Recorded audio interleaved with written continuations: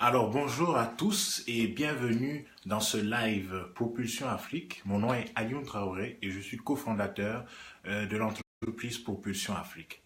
Et aujourd'hui, j'aurai l'honneur d'inviter et de partager ce live avec mon cofondateur, Ange, qui nous permettra d'identifier en fait les stratégies pour augmenter son influence sur Facebook. Donc restez connectés.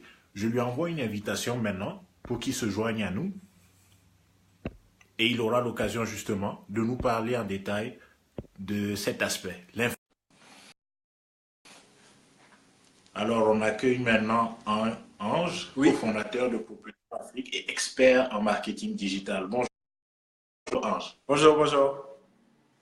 comment ça va aujourd'hui? Ça J'espère que va. ça va bien et que tu as beaucoup d'astuces pour nous, pour qu'on puisse augmenter notre influence sur Facebook. Alors, pour commencer, je pense que tu as quelques stratégies. De quelle stratégie allons parler aujourd'hui? Aujourd'hui, en fait, on va parler de Facebook, comment grandir son influence sur Facebook.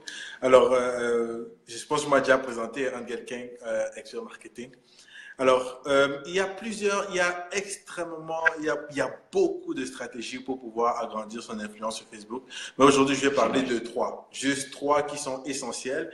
Et puis, je pense que si vous mettez en pratique ces trois stratégies, ça va vraiment faire un boom, surtout pour les entreprises justement africaines. Ok, excellent, excellent. Ben bon, commençons dès maintenant. À ton avis, quelle serait la première stratégie, moi, qui veux augmenter mon influence sur Facebook ou l'influence de mon entreprise? Par quoi dois-je commencer? Euh, la première stratégie, c'est déjà l'éducation.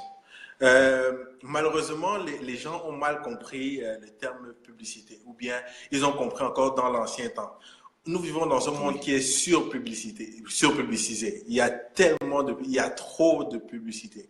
Alors maintenant, comment faire? Il y a un nouveau concept qu'on appelle dans l'éducation. C'est important d'éduquer nos auditeurs. C'est pourquoi c'est pour créer une communauté.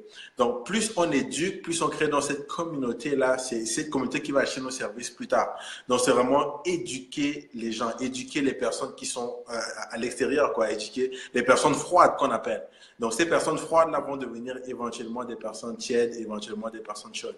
Mais première étape, je dirais que c'est l'éducation pour se créer une communauté. Parce que sans communauté en ligne, c'est très difficile. C'est vraiment difficile. Les gens n'ont plus le temps à lire.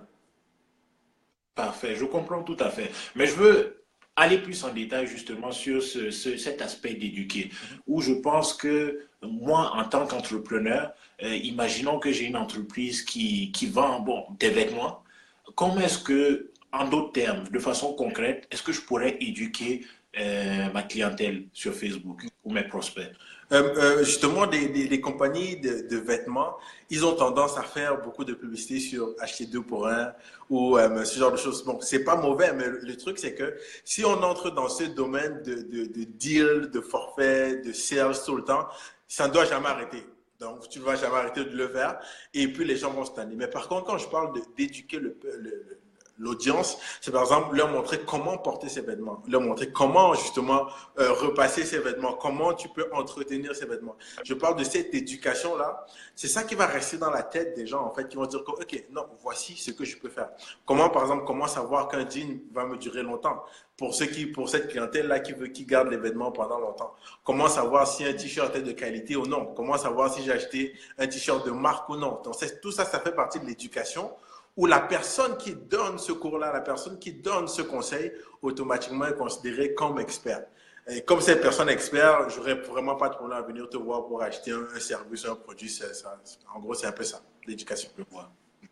Donc, ça sera plus facile, peu importe l'industrie où on se trouve, d'attirer les clients parce qu'ils viendront sur ma page Facebook, par exemple, pour trouver de l'information utile, pas seulement pour se faire vendre, Oui, en d'autres termes. exactement. Mais là, imaginons maintenant que j'ai compris ce principe, que je peux éduquer mes clients et que petit à petit, je bâtis une certaine communauté.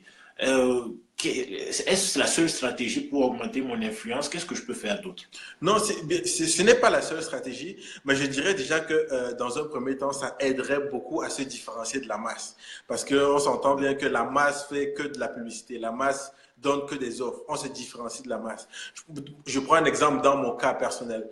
À un moment donné, je voulais j'avais en tête de pouvoir me prendre un entraînement sportif.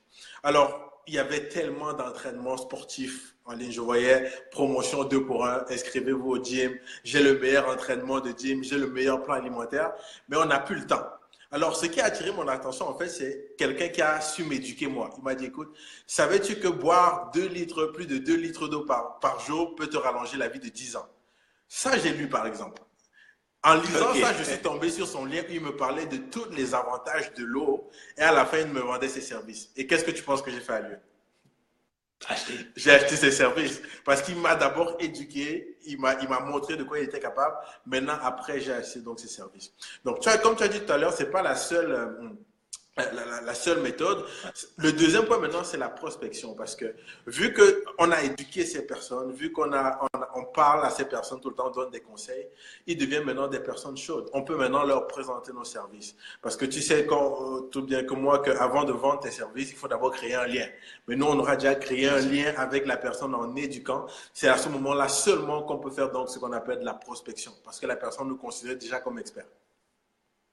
Ok, ok, je comprends tout à fait, mais pour l'audience qui est là aujourd'hui et qui peut-être ne saisit pas vraiment ce que tu dis en disant personne chaude, tiède ou froide, est-ce que tu peux développer ça rapidement pour ceux qui nous suivent? Ok.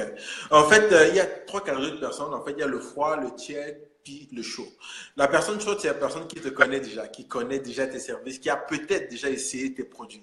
La personne tiède, c'est une personne qui connaît tes services par intermédiaire. Elle connaît ton nom, mais peut-être elle n'a pas encore essayé. Elle sait juste par intérim c'est qui exactement. Elle sait juste, elle voudrait en avoir les services. Et la personne froide, c'est la personne qui n'a aucune idée que tu existes. Donc, elle ne connaît même pas ton nom d'entreprise, elle ne sait pas exactement ce que tu peux faire, elle n'a aucune idée en fait que tu existes. Donc, c'est ça la différence entre les trois. Maintenant, ces trois personnes. Oui. Maintenant, en fait, il y a une stratégie pour pouvoir ramener la personne froide, ensuite tiède, ensuite chaude. Je prends un exemple. Si ton entreprise, c'est par exemple, un exemple. Si toi, ton nom d'entreprise, c'est Banane Inc., un exemple. Ton entreprise, c'est Banane Inc. Et que tu aimerais vendre, par exemple, un plan alimentaire. Quelqu'un qui va aller sur Google ne va pas forcément chercher Banane Inc.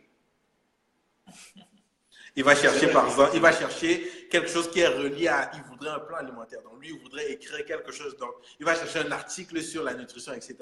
Donc, c'est là qu'on appelle donc l'éducation. Cette éducation-là ramène que les personnes froides qui n'ont aucune idée que tu existes commencent à avoir une attention sur toi. En lisant ton article, en lisant un truc, ça peut être...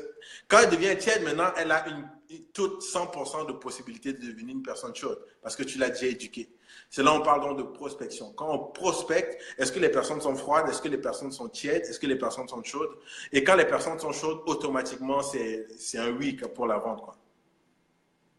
D'accord, d'accord. Donc, en utilisant justement ces stratégies, je peux augmenter mon influence sur Facebook et aussi générer plus de ventes. Certainement. En fait, tu vas générer même deux fois plus de ventes, c'est certain. On l'a déjà testé avec plusieurs entreprises. Changer un peu le concept publicité, maintenant rendre l'éducation, maintenant prospecter, c'est sûr que ça fait toute la différence. Ok. Mais pour terminer, que penses-tu justement de l'aspect publicité sur Facebook? Que promotion, je parle vraiment d'autres termes, payer pour être affiché au maximum de personnes. Ok. En fait, le troisième point justement qui est la publicité, oui. Facebook nous donne tellement d'opportunités aujourd'hui de pouvoir présenter nos services un peu partout. Aujourd'hui, avec la publicité Facebook, c'est ne serait qu'avec un petit budget, automatiquement, ça peut, ce budget-là peut répandre notre information un peu partout. Aujourd'hui, Facebook nous permet, en mettant de l'argent, en mettant un peu de cash, vraiment la publicité Facebook, je la trouve très abordable, en mettant un peu d'argent, nous permet de prendre notre annonce publicitaire et de la montrer à des centaines, voire même des millions de personnes. Donc, la publicité Facebook a un élément qui est quand même assez important que je recommanderais toute entreprise de pouvoir l'utiliser. Bien entendu, de bien l'utiliser, de l'utiliser de la bonne façon. Oui. Parfait, parfait. Ben, moi, j'ai beaucoup apprécié les 3 points que tu as apportés. J'espère que ceux qui nous suivent ont beaucoup aimé également. Par rapport à cet aspect de publicité, de communauté, d'éducation, je pense qu'il est important aussi de commencer tôt. Parce que le plus le temps passe, le plus la publicité Facebook devient chère, le plus il est difficile de bâtir une communauté. Et donc, je pense qu'on a tous les points. Oui. Si nos auditeurs aujourd'hui vont sur l'article qui a été mis en ligne, ils auront plus de détails sur comment augmenter son influence sur Facebook. Et donc, je ne sais pas si tu avais quelque chose à rajouter.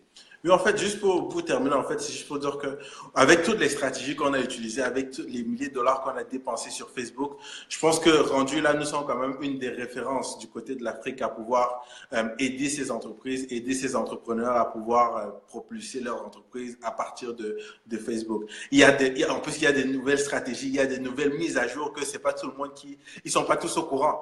Et en fait, si jamais vous avez un problème, si vous avez un projet, une entreprise, vous aimeriez avoir autant de notoriété justement à partir de Facebook, nous sommes la meilleure personne pour vous aider. Excellent, excellent. Ben, merci beaucoup, Ange, de nous avoir joints aujourd'hui et d'avoir partagé ton expertise en marketing Facebook aux personnes qui nous suivent. Donc, ils restent connectés. Vous restez connectés, vous partagez cette information si vous l'avez appréciée au maximum de personnes. Et on se dit à vendredi prochain pour le prochain live. Excellent. Merci, Ange. Ça fait plaisir, Alion.